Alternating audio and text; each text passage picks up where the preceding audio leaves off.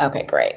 So I am recording. So everybody who has joined us, first of all, thank you so much for joining us. But also, we are recording, so we'll post this to our website in the next few days.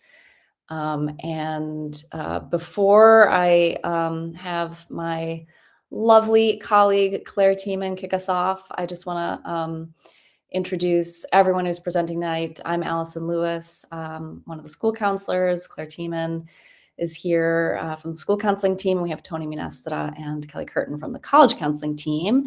And we are supported by Joe Voss and Mitch Baum. So thank you, thank you.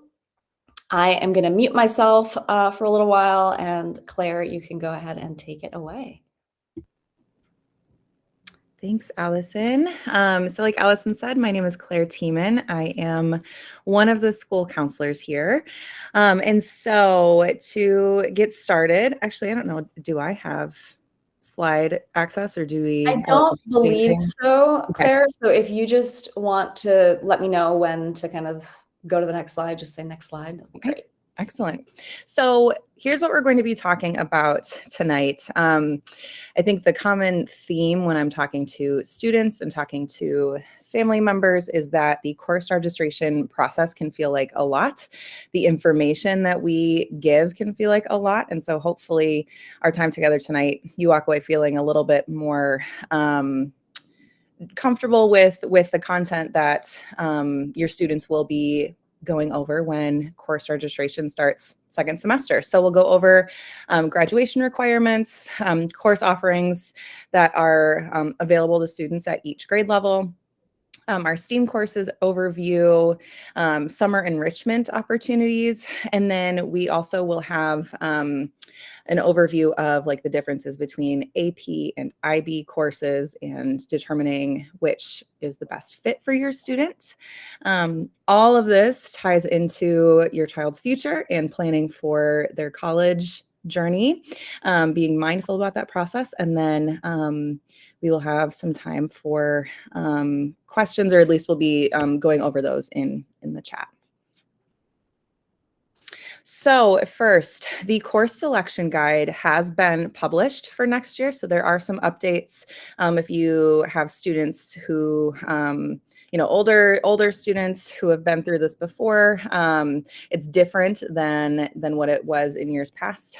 We have some new courses and sort of a new setup for certain classes. This can, if you Google the 26-27 DePaul College Prep Course Selection Guide, it will pop right up. You can also go to our school website and click on the Academics tab, and the course selection guide will be there. So it's pretty easy to find. I encourage all of my students to look over this, talk about it with their families over the holiday break, so that when they come back from break, we can hit the ground running and have really productive course planning meetings. So a huge component of having a productive meeting is coming in with an outline and being prepared. Some questions that you should consider as you're looking through the course guide are listed here. And then going on to our grad requirements, so the next slide. This is also in the course selection guide on page 3. So it's a breakdown of the academic area or content area, and then how many credits are needed to fulfill graduation requirements. 1 whole year equals 1 credit. So your entire year of freshman year English counts as 1 credit. A semester-long class then counts as half of a credit. You will see that students need 25 credits to graduate. So even if a student takes a study hall every single semester of every single year, so taking 7 courses or 7 credits for the academic school year, they will still graduate with 28 credits. So we have flexibility built in. That flexibility can be that students take a study hall every single semester, or they have room to add and fill that study hall slot if they wanted to, but there is absolutely no pressure to do so because they're already graduating with more than enough credits. So these next slides, I'm going to sort of gloss over. There's a lot of information on them. and these will be, available to you after the presentation. But freshman and sophomore year is really heavy on the core classes. So there's not a whole lot of, stemming off from the core options for students. And then as they progress throughout their high school journey, there are more opportunities to take classes that are more in line with like particular interests or skill sets. So there's still a lot of core classes. We recommend, or at least I do, sticking with PE your sophomore year, just because there are some really excellent kinetic wellness courses that are offered for students in their third or fourth year, if that is something that they want to continue. Additionally, there are other classes that are only available at the junior and senior level that are outside of the kinetic wellness realm. And so to create space for all of those opportunities, something that I recommend to a lot of my students is just, if it works with your schedule, let's try to do your PE your freshman and your sophomore year so that you have more flexibility down the road to do what is interesting to you. The trend for my caseload has then indeed been to do PE that first year and then do the STEAM classes, which there's a lot of them. They're here on the right side of the screen later on down the road. The biggest thing is focus on getting as high grades as possible in those core classes your freshman and sophomore year, which sets you up well for taking higher level courses, meeting the prerequisites required for those higher level courses junior and senior year. So junior year, you can see the options diversify a little bit. So there's more opportunities to go up a level besides just college prep and honors level. There's also more AP and IB opportunities. There you'll see with science that, yes, science is on the screen, that there are only 3 years of science that are required. One of them has to be biology with a lab. However, all of us strongly recommend doing 4 years of a science. And so we sort of build that into our course registration process with students. On here, varsity strength and conditioning is listed as a phys ed kinetic wellness option. That is a double period PE class that is in the off season of your varsity athlete's primary sport. And it is only available if it's coach recommended. So it's not something that we as counselors are able to put your students in unless there's a recommendation in the system from your child's coach. Something that is new this year, and I think you can go to the next slide. Yes. Something that's new this year that we'll talk about a little bit later, but that I wanted to highlight is our IB psychology course. This is a 2-year psychology class that we're really excited about. It's a deeper dive into all things psychology and the way that the brain works. And so that's an exciting new opportunity this year.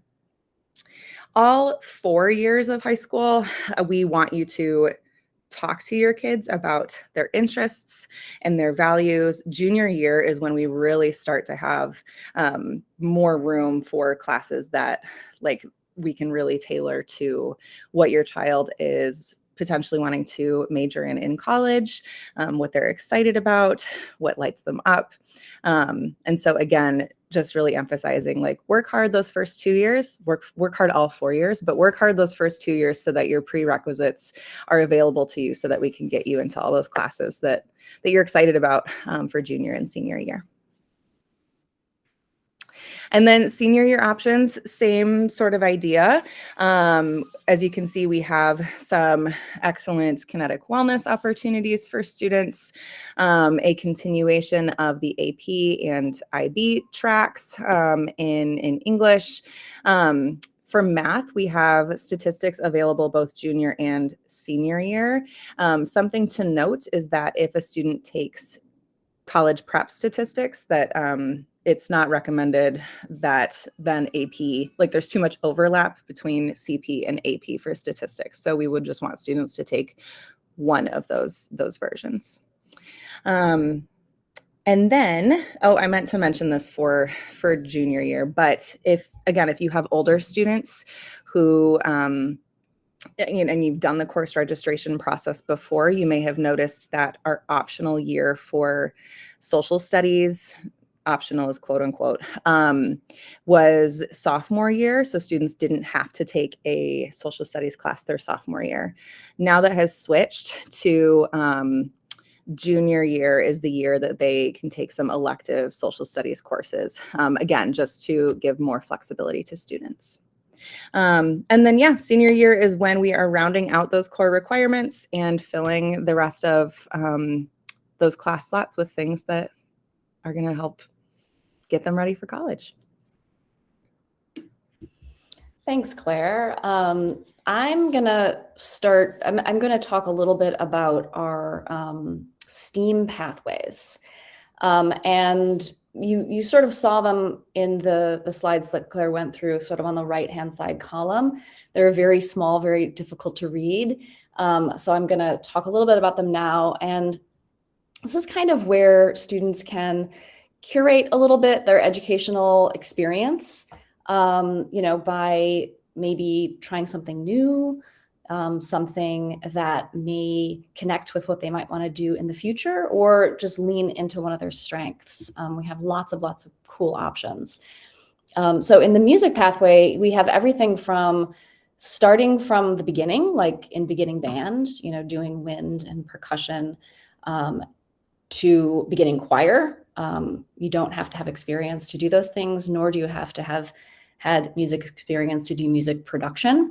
And you can do band, you can do music all 4 years. So you can start with beginning band, you can go on to honors band, and you can continue doing honors band, or you can have had experience with music already and audition and do jazz combo or chamber orchestra for those for the wind instruments.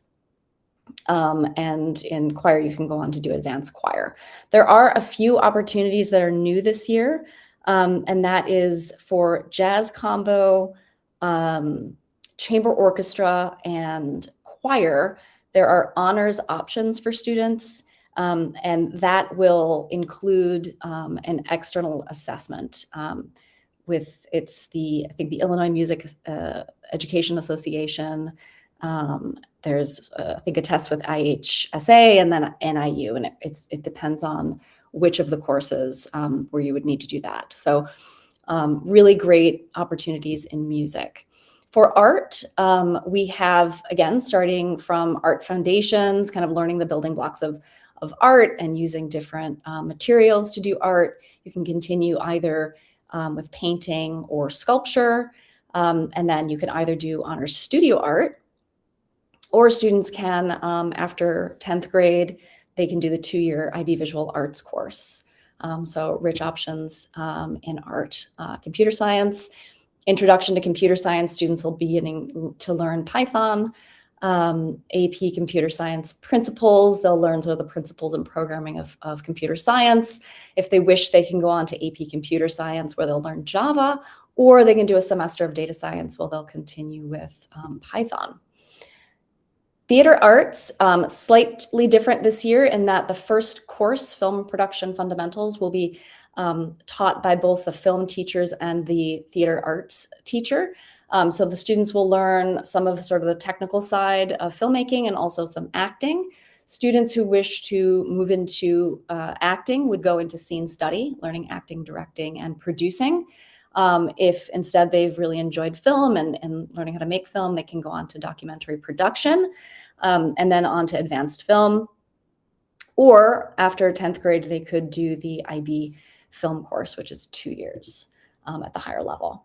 For engineering, we have engineering essentials, learning a little bit about problem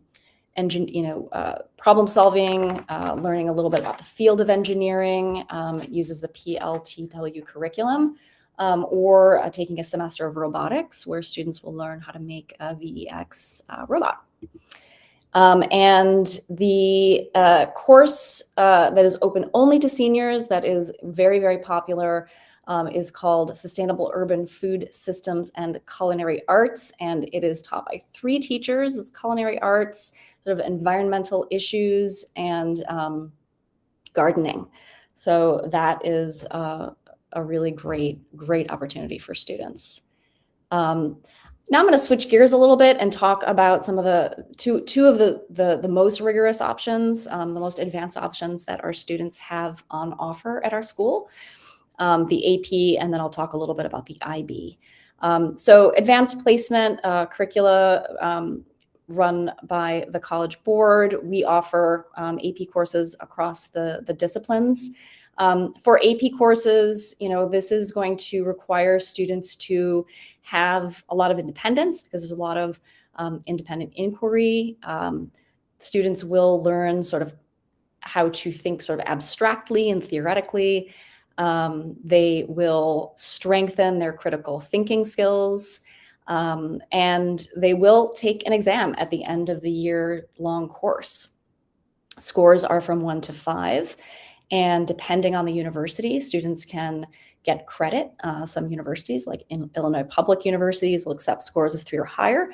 It really depends on the university, so it's important to look at those policies. And it's also important to note that for AP courses, through the course registration process, when parents go to sign off on the course registration in PowerSchool, they will have to sign the AP contract. And that's because once students begin an AP course, they will not drop that course. They'll stick through the course, and they'll also enroll for the exam. And so it's just an added layer so that there's that shared understanding of the rigors of the course and the commitment the students need to be ready for. In terms of IB, we have the IB diploma program. For those of you who are familiar with it, or those of you who are not familiar with it, it's a 2-year program, begins in junior year and culminates in senior year. It is a curriculum that takes sort of an inquiry-based approach, also project-based approach. It teaches students how to do authentic scholarly work, a lot of research. They will have a fair amount of choice in their studies. It infuses global perspectives throughout the curricula. Students will have very strong critical thinking skills, communication skills, group skills. I talked about research, very holistic because it is across the disciplines, prepares students very well for university. And students are able to do IB courses. I'm going to focus a little bit here on the full IB diploma just to kind of show you what we offer. So in terms of the IB, you do 3 courses at the higher level and 3 at the standard level. We offer English literature at the higher level, and then in terms of electives at the higher level, film, visual arts, and as Claire was saying earlier, psychology. So students have a choice, and they will take history at the higher level. At the standard level, we have some language B acquisition courses, Spanish, French, and Chinese. And we have 2 mathematics courses, the analysis and approaches, AA, or the applications and interpretation, AI. In the sciences at the standard level, we have biology and physics. 2 things to note, well, actually 3 things to note. One is for the language B courses, language 2 and 3 are required. Language 2, we would hope that students do the summer boot camp, and I'll talk a little bit about that in a minute. For mathematics, Algebra 2 is strongly recommended, and for physics, mathematics AA, analysis and approaches, is recommended. There's also the core of the program, theory of knowledge, sort of like a philosophy or an epistemology course. Creativity, activity, and service. Students are engaging in these throughout the program and reflecting on their creativity and activity and service. And the extended essay, a 3,000-word research paper that students conduct independently with a supervisor in one of the courses that they're taking for the IB. That carries into year 2. And at the end of year 2, they do their exams. There's also the internal assessments in each of these courses. that students will be undertaking. So a lot of excellent research skills. Now, Heidi Bojorges, who is our IB coordinator, unfortunately, she was not able to join us this evening. She gave a fabulous information session that she has on her website to view. And I would really recommend, if you're still wondering about the IB, to take a look at that. Obviously, reach out to your child's counselor if you have questions. Reach out to Heidi Bojorges if you have questions about the IB. Now, about summer, we have some opportunities for students to take advantage of, depending on their goals. So for our summer school, it is 6 weeks. As you can see, the dates here, June 8th to July 17th in the morning. Registration will open in January, so stay tuned for the communication on that. It's important to note that daily attendance is mandatory. So that's a commitment. The 6-week program is a commitment. There are a few days where classes are not held, but all the other days students need to be there because it goes really fast, and it's important that they get all of the content. These courses are often helpful to students if they want to enroll in advanced classes. Like, for example, they wish to get to Algebra 2 in order to either make it to calculus or do the IB math analysis and approaches, or even the applications and interpretation courses. Or maybe they're wanting to have a little bit more room in their schedule, and so perhaps they, between 11th and 12th grade, choose to take the government and economics class. And I mentioned the boot camps for language. It's not listed here, but if students are finishing grade 10 with language 2, level 2, and they want to do the IB, it might be a really good idea for them to join one of the boot camps to really brush up on that language and be ready for the B level, which is the IB B level language is still an acquisition course, but it does require students to have a pretty strong understanding of that language in terms of the grammar and being able to speak a little bit and read. So it sets the students up for success. We also have dual enrollment and dual credit opportunities at DePaul University.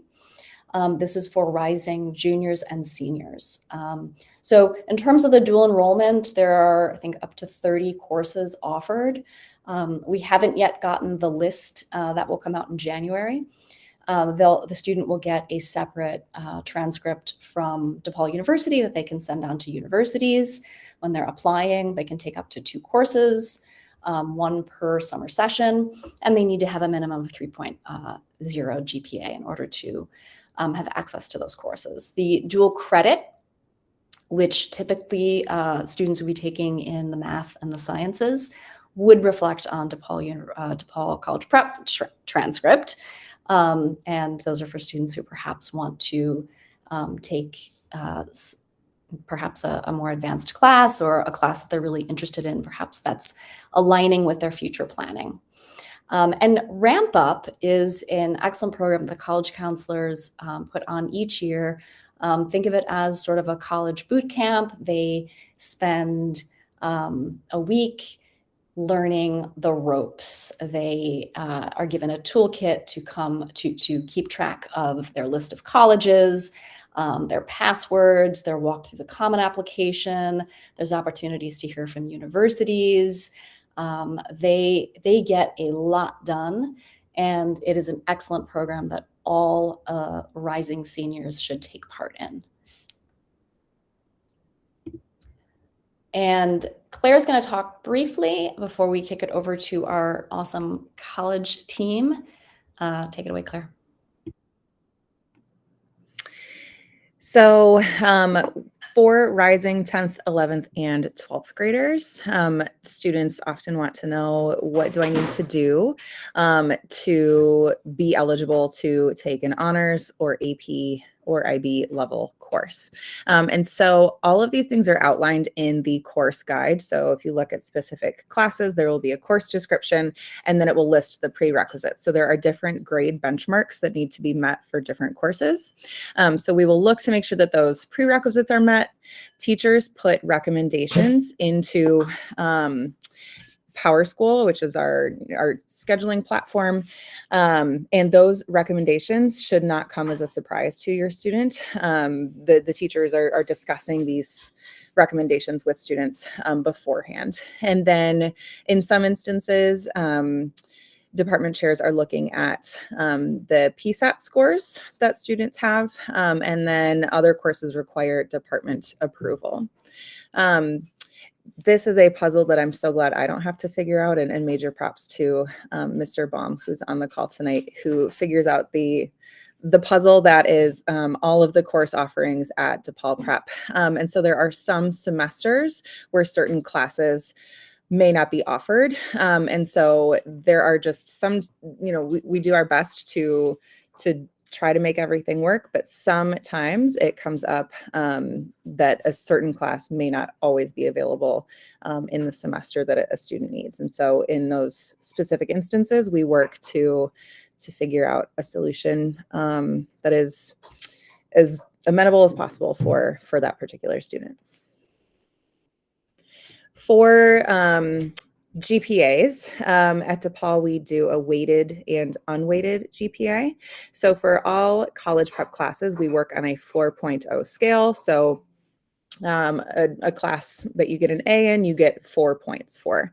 We don't do A pluses. We do pluses for all the other letter grades, but not A's. So a plus adds 0.33 points, and then a minus for a grade subtracts 0.33 points. For weighted courses, that takes into account the rigor or the level of a course. So AP and IB courses carry a full extra point of weight, and an honors course carries a half of a weight.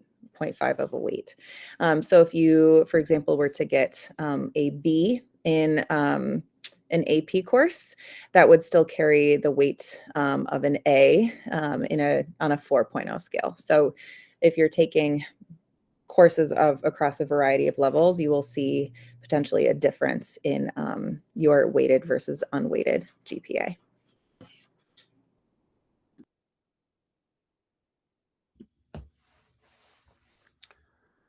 All right, Claire, I think I'm going to take it from there, right? Awesome.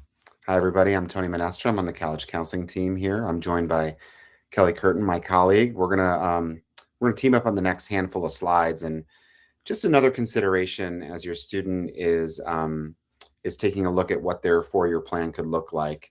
We also want to consider what post high school could look like for your student. So we're going to give you a few best practices, a few generalized ideas to kind of get your head wrapped around that. All right. So we're going to look at it from a couple different perspectives, right? Students approach the college conversation from multiple different directions and at multiple different places in the process. Some students are laser focused on major, others are focused on a social and environmental fit. And those are all value-based pieces that we certainly work with your students on developing. Whatever it is that your students anchoring their search in, they should be using that to inform their course selection when available. So we're going to look at some core pieces here. It's important first to maybe backwards engineer it. If your student is looking at a particular school and is attracted to a certain kind of school, maybe take a look at those admission requirements in advance. There are a number of different expectations across the admissions landscape. So sometimes backward engineering that schedule can be really valuable. Number of years in core courses. When we talk about core courses and you hear that term, Kelly and I will give you those terms. We're really talking about the 5 core academic areas: math, science, English, social studies, and language. Those are the 5 core areas for college purposes. We also want to think about specific subjects that may align with something that your student is interested in exploring. A great example of this is anatomy for students that are thinking about exploring nursing or health sciences, but we'll get there in a second. And then think about a 4-year plan as a whole. Claire mentioned earlier that it's not always a perfect puzzle piece to fit every piece in where every student wants every class. There are some things, some moving pieces to consider, but we do our best job to sort of line things up as it's a best fit for your student. The number one key, though, yes, assigning a really cool lineup of courses over 4 years is a priority, but the GPA is the number one factor year in, year out. GPA and core courses is the number one factor across the admissions landscape every year at every school you're going to explore. So understanding that there's balance to this and you don't want to overstretch your student. I always say push where your passions are, right? Push that GPA and push that rigor and challenge yourself in areas where you're strong or you want to explore, but understand who you are as an individual, and make sure you find that balance. We're going to look at a few different types of schools, and we'll quickly run through these. The first one is we kind of use the term a Big Ten style school, a large public university, mid to more selective large publics, we'll call it. We have a great one in our state, U of I, so that's a really good example here. A large percent of our students are attracted to this style of school, so we thought this was important. At graduation, we're really looking at 18 to 20 core academic courses. So just as a reminder, it's those 5 core academics. We're really looking for 3 to 4 years, 4 years in more cases than not, on the core academics, okay? We're looking to push that language to a 3rd year. 4 years is preferred at some of those schools, and that's going to vary by selectivity. To Claire's point as well, we like to see that 4th year of science at the Big Ten and the large selective public schools. That certainly plays in your students' favor. Now, for more selective majors at large universities, oftentimes students are applying into the school of ... right? So the business school is separate from the School of Liberal Arts, which is separate from the School of Engineering, and that can happen sometimes at large public schools. So we're certainly aware of those, and the following slides will kind of align with those ideas. If your student is looking at a particular major at a more selective college, right, within the university, it's important to consider what that college is looking for. Not just the university at large, but the business school specifically, or the engineering school, for example. We do also want to reinforce that seeking your passions and pressing your passions outside of the classroom is a really key thing here, especially in programs that are selective like business and engineering and nursing and computer science. We love students to really express those interests beyond the coursework that they're selecting. Are they finding ways to explore that outside of the classroom? That's another big factor. All right, one more slide and I'll toss it to Kelly.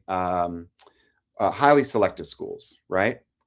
So we are, when we're considering highly selective schools, we're talking about schools that are admitting less than a quarter of their applicants. So let's call it 25% and less, right? Just to give it a number.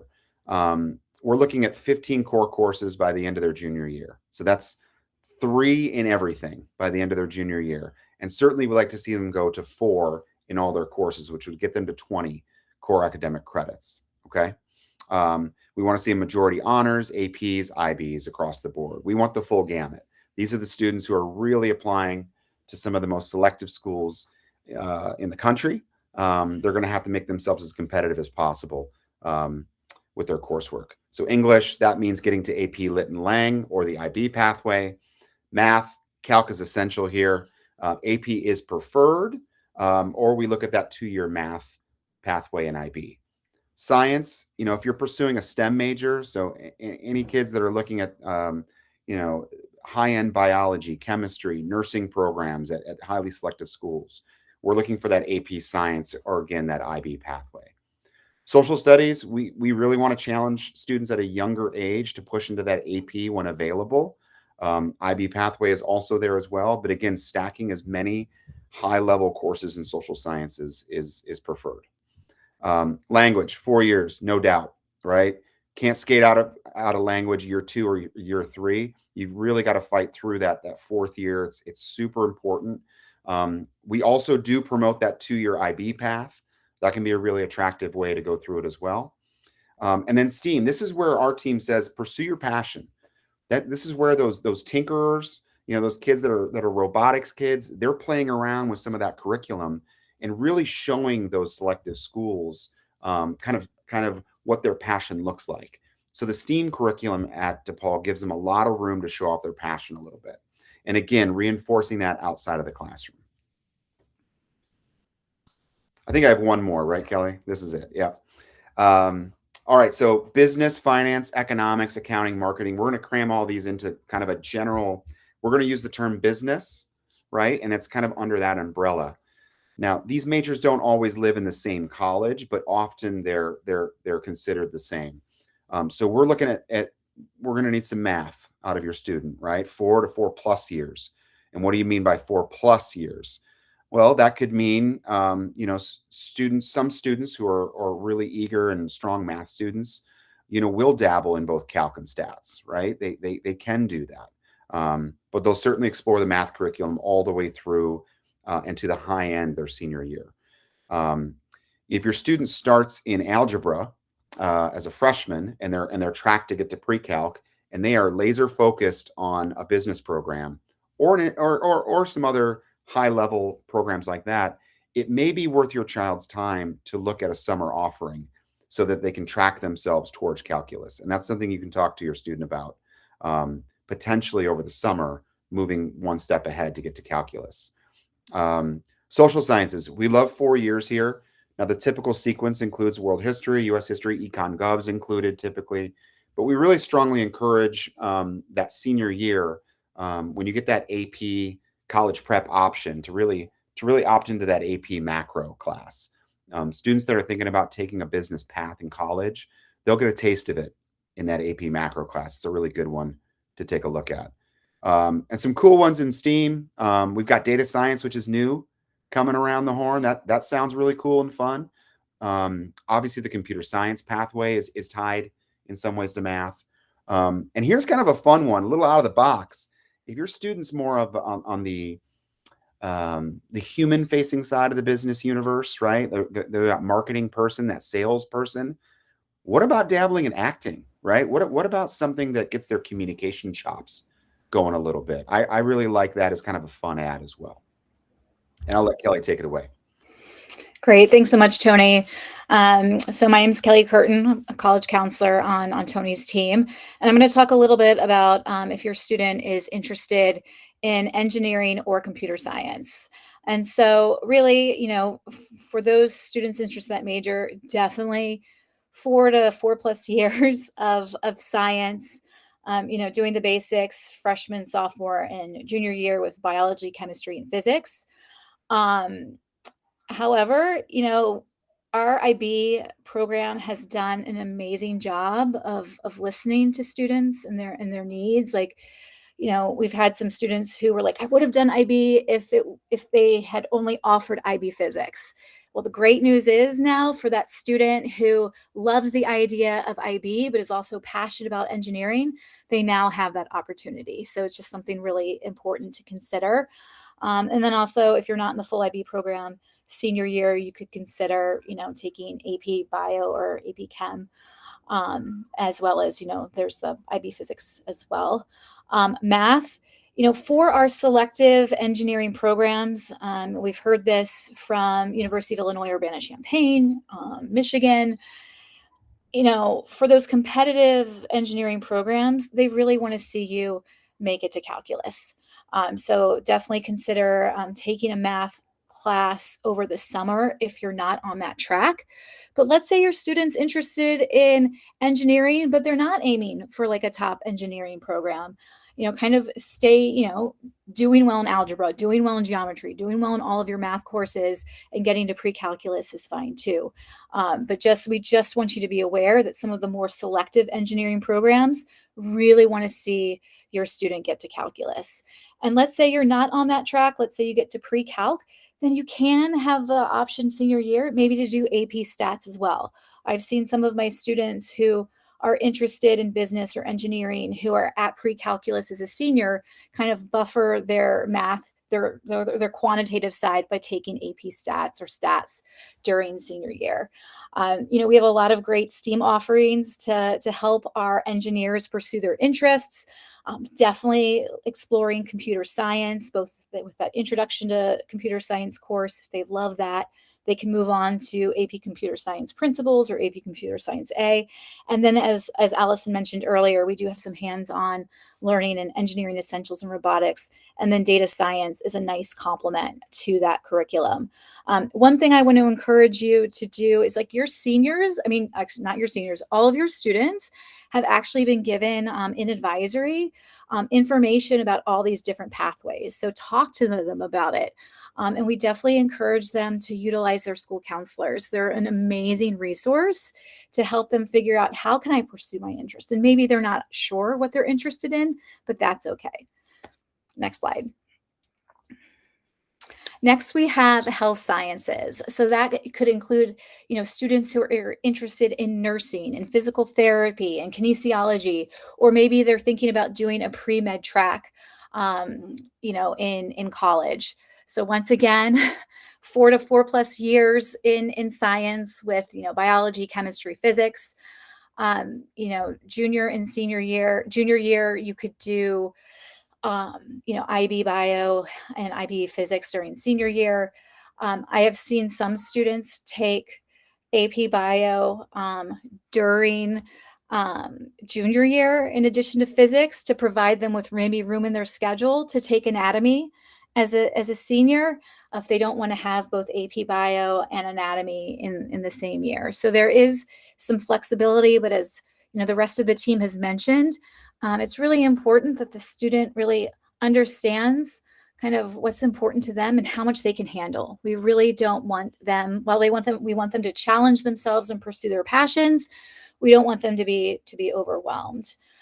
With math, 4 years, while the preferred path is to get to calculus, it's not essential. We're really, once again, talking about those really selective universities who kind of want to see students interested in kind of like the health sciences area get to those, get to that higher level math class. And then with social studies and STEAM, AP psychology or IB psychology is a fantastic option. I find that, for my students who might be interested in helping careers, AP Psych is something that maybe they even thought about before, and then they end up wanting to maybe go into counseling, which is kind of health related. And then new for data science. I think data is so important, and understanding and analyzing it within the world of health. So that could be a nice add-on as well for our students. And finally, we have higher level humanities. We're talking for students who are passionate about English or history or government, and who might want to do that at like a more kind of competitive or selective environment. We strongly encourage them to consider the full IB diploma program, because how they're experiencing learning in the IB program kind of really mimics a liberal arts environment. They're learning to think critically, communicate effectively, and really that's giving them a snapshot of what it's like to be in a kind of like a humanities environment. But if the full diploma program is not for them, then I've seen a lot of students do a mix of AP classes, IB classes. So courses to consider with English, AP Lit and Lang, exploring creative writing or journalism as electives. With social science, we have, AP Psych, AP Gov, and AP Econ sequence. Definitely 4 years of a language. And then there's a wide variety of STEAM courses within IB, like visual arts or film, and then as well as some of those theater classes as well. One thing before I turn it back over to the school counseling team, also we encourage your student to talk to the school counselor about ways to explore these interests outside of that classroom, whether that's if you're interested in pre-med, then joining the medical club at DePaul, or Women in STEAM, or engineering, we have the robotics club. And then, business, we have future business leaders. And then also, utilize those dual enrollment classes through DePaul University to continue to explore those pathways. And finally, just a plug for our college planning website, we have a list of pre-college programs, internships, and jobs where students can continue to explore those interests. So thanks. Such great information. Thank you so much, Tony and Kelly. The planning process that we're hoping that students and families work on right now over the December break, early January, we really want it to be mindful, intentional. We want you to have those good conversations, think about all of the pieces of the puzzle. Kelly just talked about, co-curricular activities. That is a piece of the puzzle. We want to think about what are all the components of the student's life, and what courses and level of rigor is going to work for them in terms of future planning, in terms of their workload. So conversations around whether they're going to want to have a study hall, whether they are on track to graduate. We are keeping track of that as school counselors, but students also should be paying close attention, thinking about their own personal circumstances and making sure they're balancing rigor and course load, leaning into their strengths, knowing where they might get tripped up, and working on a plan to address that, get support for that.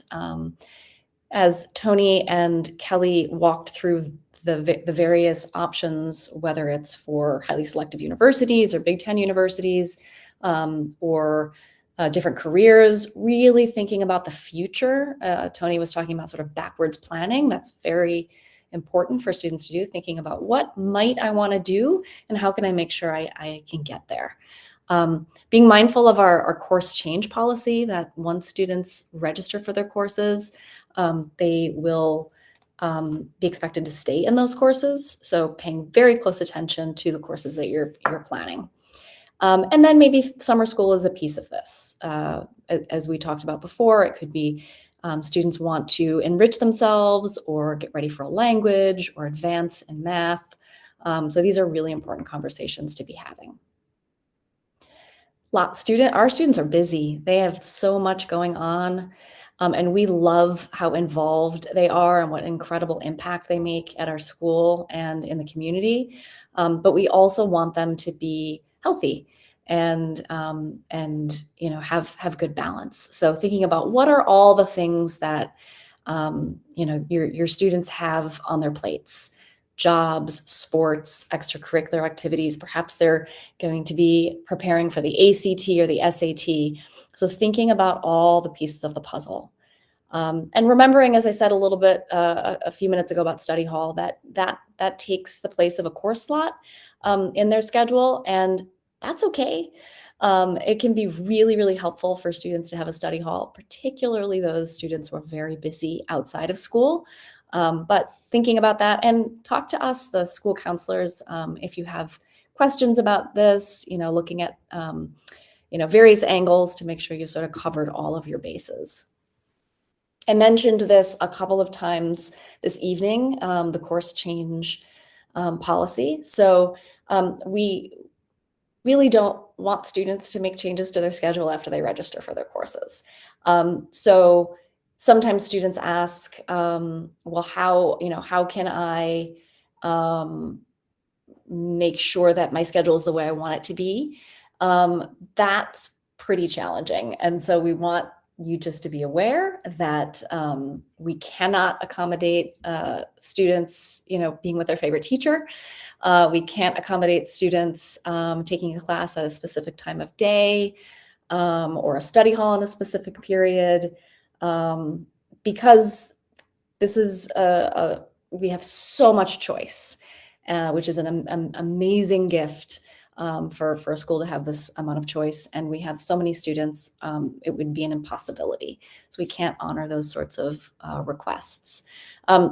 Claire talked about the prerequisites, and that is in the course selection guide. And so students have been reminded already to be really mindful of looking at those as they were progressing in first semester, and they should continue to do that into the second semester if they have some goals in terms of specific courses with specific course prerequisites. And there often is an element of a teacher recommendation process or department chair approval, depending on the course that the student is asking for. And in terms of our timeline, we have already met with students during Fresh Foundations to have them engage with our course selection guide. We've asked them to begin putting in their course choices into Maya Learning, and that is kind of to pencil in their 4-year plan. That's not where they register for their courses, but it helps us to look at it. You can look at it as well. You can sit down with them. You have access to the course selection guide as well. And so we really encourage you to spend the time over the break in the next few weeks talking about the different options, thinking about future planning. Look at some university websites. If your children are needing some assistance with that, they can come to the counseling office and we can sit down and look at some of that information with them. Teachers will be making recommendations in about a week. We will be able to see that in PowerSchool as counselors and help students make their final choices when they meet with us starting in January. That's sort of the live period, and that goes until the beginning of April. Once a student has met with us to register for their courses, we will archive that into PowerSchool, and you will receive an email from us with some instructions on going into PowerSchool to digitally sign off on the course registration. We hope that you do that as soon as you see the email, because that hopefully will generate those conversations again, put that final touch on it. If there's any adjustments to make, you can reach back out so that we're not waiting until the beginning of April. And towards the end of March, that's sort of when we will have completed most of our meetings with students, and hopefully all of those digital signatures will be in. We'll let you know if we don't see it, or if you need any assistance, you can reach out to us. And then at the end of the semester, we take a final look at grades to confirm placements.